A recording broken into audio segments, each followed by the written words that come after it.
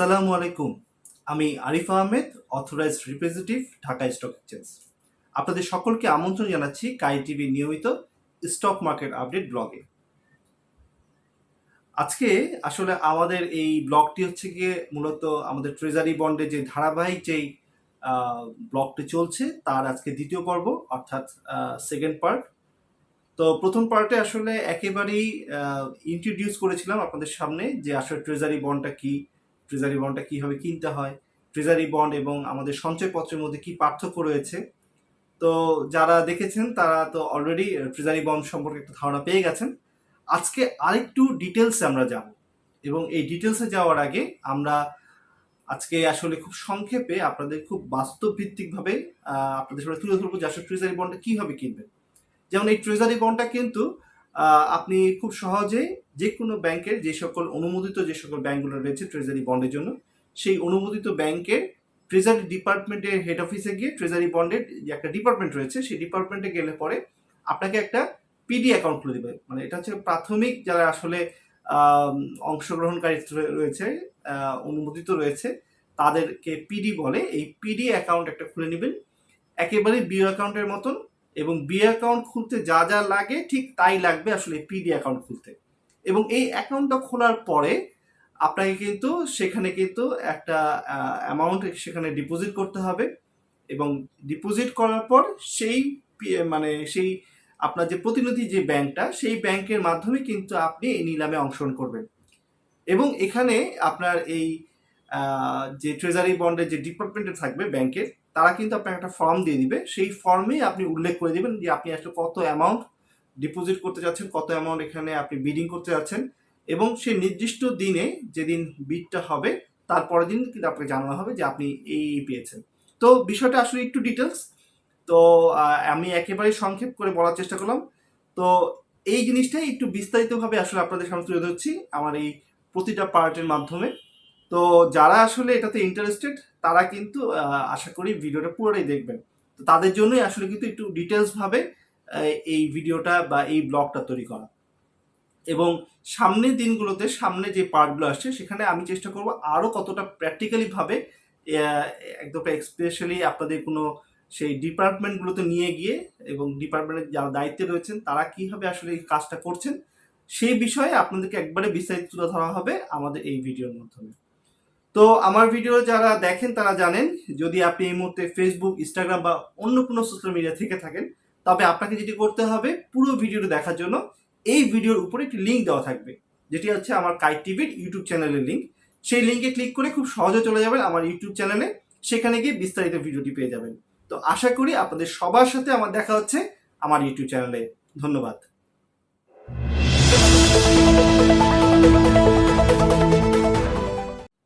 অসংখ্য ধন্যবাদ আমার কাইট টিভিতে আসার জন্য। তো যারা একেবারে প্রথমবার এসছেন তারা অবশ্যই চ্যানেলটিকে সাবস্ক্রাইব করে রাখবেন, কারণ সাবস্ক্রাইব করার মাধ্যমে আমার চ্যানেলে কিন্তু সবসময় ফেসবুক, ইনস্টাগ্রাম বা যে সকল সোশ্যাল মিডিয়াগুলোতে রয়েছে তার থেকেও আমরা একটু যখন আমাদের ভিডিওটা একটু লেন্দি হয় তখন কিন্তু আমরা এই ইউটিউব চ্যানেলটাতেই আসলে আমরা আমাদের ভিডিওগুলো দিয়ে থাকি। তো সেই জন্য আমার চ্যানেলটিকে সাবস্ক্রাইব করে রাখলে পরে আপনি কিন্তু পরবর্তী যে সকল ভিডিওগুলো আসবে সেই ভিডিওগুলো খুব সহজে আপনি পেয়ে যাবেন। তো ঠিক ইন্ট্রোর আগে যেমনটি বলছিলাম যে আসলে প্রাথমিক যে ট্রেজারি বন্ড যেটা রয়েছে নিলামের থেকে কিন্তু এই ট্রেজারি বন্ডটা আসলে শুরু হয় প্রথম ধাপ। তো আপনাকে যেটা প্রথমে যেটা আমি খুব সংক্ষেপে বলেছিলাম যে আপনি সোজা চলে যাবেন আপনার যে সকল অনুমোদিত যে সকল ব্যাংকগুলো রয়েছে যারা আসলে ট্রেজারি বন্ড ইস্যু করতে পারে, বিড করতে পারে, তাদের কাছে চলে যাবেন। তারা কিন্তু আপনাকে একটা পিডি অ্যাকাউন্ট খুলে দিবে। তাদের ডিপার্টমেন্ট রয়েছে হেড অফিসে, এই ট্রেজারি বন্ড ডিপার্টমেন্ট, সেই ডিপার্টমেন্টে গিয়ে একটা পিডি অ্যাকাউন্ট খুলবেন। এবং এই ডিপি অ্যাকাউন্ট খুলতে, এই পিডি অ্যাকাউন্টটা খুলতে আপনার কিন্তু কোনো রকম মানে আর্থিক কোনো লেনদেনের কোনো প্রয়োজন নাই। অর্থাৎ এখানে কোনো চার্জ তারা নেবে না, একবারে এটা হচ্ছে কি কোনো সার্ভিং চার্জ নেই, একেবারে চার্জ ছাড়াই কিন্তু আপনাকে এই পিডি অ্যাকাউন্টটা খুলে দেওয়া হবে। তো একেবারে প্রথম স্টেজে আমরা হচ্ছে প্রাথমিক নিলামের মাধ্যমে আসলে টি বন্ডে বিনিয়োগ করতে হলে বিনিয়োগকারীকে আসলে নিম্নলিখিত পদক্ষেপগুলো আসলে অনুসরণ করতে হয়। আর প্রথমে কি করতে হবে? প্রথমেই বিনিয়োগকারীকে তার হয়ে প্রাথমিক নিলামে অংশগ্রহণের জন্য পিডিকে অনুমোদন দেয়া। অর্থাৎ আপনি অ্যাকাউন্টটা খোলার পর তাকে কিন্তু একটা অনুমোদন দিতে হবে যে হ্যাঁ আমি আসলে বন্ডটা কিনতে চাচ্ছি। এই জন্য বন্ডের টাকার পরিমাণ মেয়াদ, সুদহার এবং নিলামের তারিখ উল্লেখ করে বিনিয়োগকারীকে পিডি বরাবর একটি লিখিত নির্দেশ পাঠাতে হবে। সাধারণত প্রতি সপ্তাহে মঙ্গলবার এই নিলাম হয়ে থাকে। বার্ষিক নিলাম ক্যালেন্ডারটা আসলে যে লিঙ্কটা দেওয়া থাকবে সেই লিঙ্কটা আমি আসলে আমার ডেসক্রিপশন লিঙ্কে দিয়ে দিব। লিখিত অনুমোদনের মাধ্যমে বিনিয়োগকারীর পক্ষ থেকে পিডি প্রাথমিক নিলামে বিড করতে পারবে।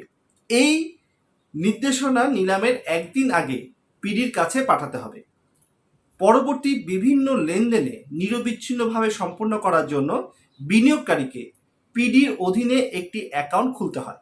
যেটা আমি বলছিলাম যে অ্যাকাউন্টটা আগে খুলে নেবেন। ব্যাংকের ক্ষেত্রে ব্যাংক অ্যাকাউন্ট এবং অন্যান্য আর্থিক প্রতিষ্ঠানের ক্ষেত্রে এই পিডি অ্যাকাউন্টের নামে গণ্য হবে। আর শেয়ার মার্কেটের ক্ষেত্রে ব্রোকার হাউসের অধীনে খোলা অ্যাকাউন্ট বেনিফিশিয়ারি অ্যাকাউন্ট, যেটা আমরা বিও অ্যাকাউন্ট বলা হয়ে থাকে। তবে আমার সাজেশন হচ্ছে, যেহেতু এই টার্মটা একেবারে নতুন আমাদের দেশে, তো সেই জন্য আপনি খুব ভালো হবে যে আপনি যদি ব্যাংকের হেড অফিসে গিয়ে ট্রেজারি বন্ড যে ডিপার্টমেন্টে রয়েছে সেখানে গিয়ে আপনি আপনার এই পিডি অ্যাকাউন্টটা খুলে আসেন। কারণ এই ব্যাংকগুলো কিন্তু এখনো যদিও বলা হয়েছে যে ব্যাংক, আর্থিক প্রতিষ্ঠান, আরও ওই যে আমাদের ব্রোকারেজ হাউস, এরকম অনেকেই কিন্তু আসলে এখানে বিট করতে পারবে, কিন্তু যেটা বাস্তবতা সেটা হচ্ছে কি আসলে কিন্তু এখন ব্যাংকগুলোই কিন্তু আসলে মূলত নিলামে অংশগ্রহণ করছে।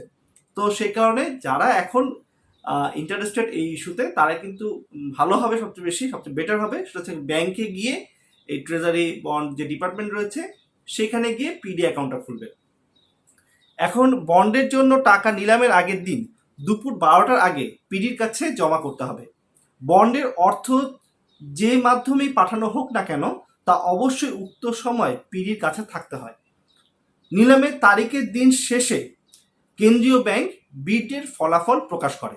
আমি একটা বিডের ফলাফল আপনাদের কিন্তু স্ক্রিনে দিয়ে দিচ্ছি, আপনারা এখানে দেখতে পারবেন। আসলে সেই ফলাফলের মধ্যে আপনি কিন্তু পেয়ে যাবেন যে কারা কারা আসলে পেল, এবং এখানে কিন্তু ইলটাও দেখবেন যে ইলটা যে আসলে বাড়ছে এবং এই ইলটা কত থেকে থামলো সেটাও আপনি কিন্তু এই ফলাফল দেখেই মানে বুঝে যেতে পারবেন। অতঃপর বাংলাদেশ ব্যাংকের পরামর্শে ভিত্তিতে বিনিয়োগকারীদের পিডি সেই বন্ডের জন্য একটি মানে বরাদ্দপত্র দেয়া হবে। একটা বরাদ্দপত্র দিয়ে দিবে যে হ্যাঁ তার এই নামে এই মানে এই অ্যাকাউন্টধারী, এই পিডি অ্যাকাউন্টধারী এই বন্ডটি পেয়েছে।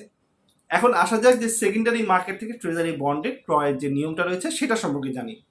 এই পদ্ধতিতে বন্ড কেনার জন্য বিনিয়োগকারীকে যে পদক্ষেপগুলো নিতে হবে তা হলো, প্রথমে বিনিয়োগকারীকে নিজের উপযুক্ত সুদের হার এবং মেয়াদ সম্পর্কে টি বন্ড নির্বাচন করে তা পিডিকে জানাতে হবে।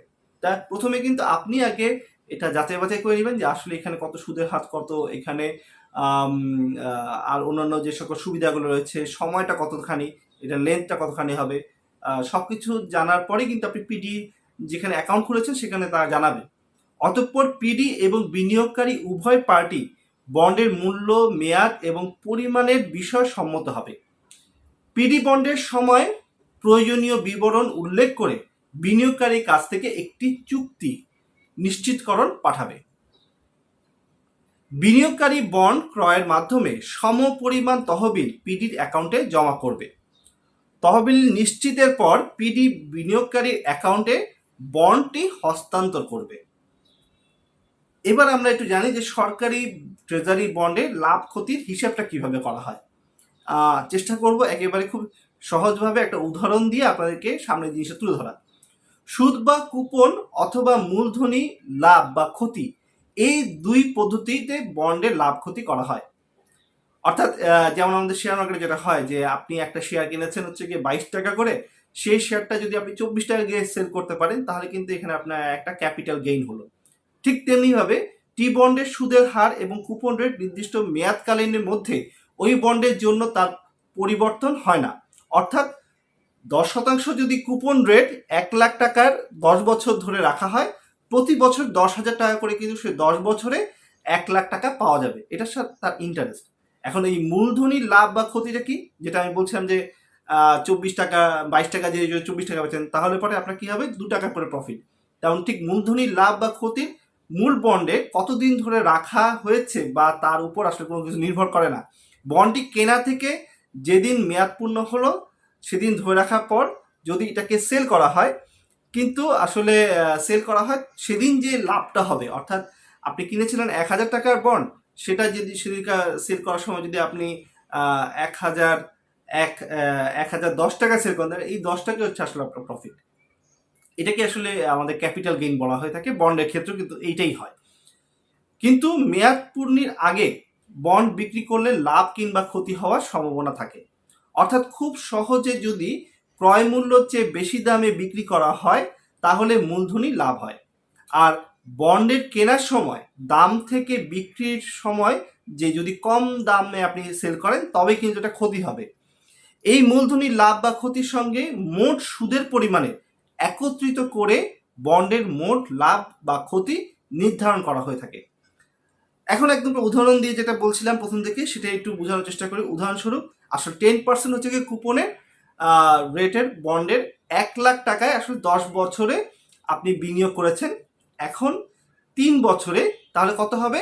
30,000 টাকা কিন্তু আপনি ইন্টারেস্ট পেয়ে যাচ্ছেন এই 3 বছরে, যেহেতু এটা 10% করেছিল আপনার। তো 3 বছর মেয়াদ পূর্ণির পর আপনি কিন্তু বন্ডের 1,00,000 টাকার যে 1,10,000 টাকায় বিক্রি যদি করতে পারেন, এর ফলে কি হবে? আপনি কিনেছিলেন 1,00,000 টাকায়, আপনি সেল করলেন 1,10,000 টাকায়। তাহলে কি হলো? এই 10,000 টাকা কিন্তু আপনার প্রফিট।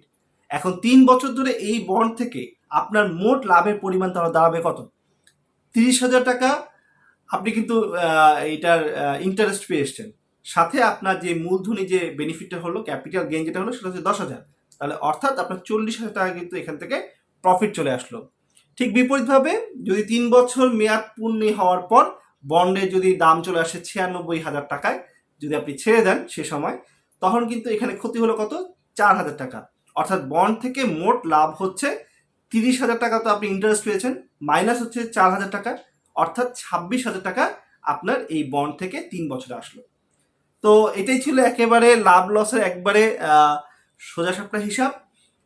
তো যেমনটা বলছিলাম যে আসলে আমরা ট্রেজারি বন্ড নিয়ে আমরা মানে একেবারে একটা ধারাবাহিক একটা সিরিজ করে যাচ্ছি। এই সিরিজের আজকে ছিল আসলে দ্বিতীয় পর্ব। তৃতীয় পর্বে চেষ্টা করব যে যেই ফর্মটা রয়েছে, যে ফর্মটা ফিল আপ করতে হবে বিনিয়োগকারীদেরকে, সেই ফর্মটা আপনাদের সামনে তুলে ধরার।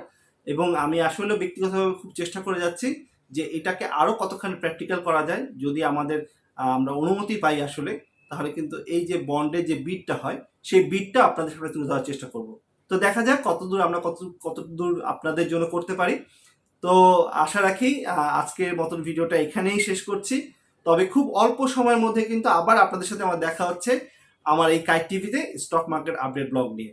ততক্ষণ ভালো থাকবেন, সুস্থ থাকবেন, আর আমার এবং আমার পরিবারের জন্য দোয়া করবেন। ধন্যবাদ।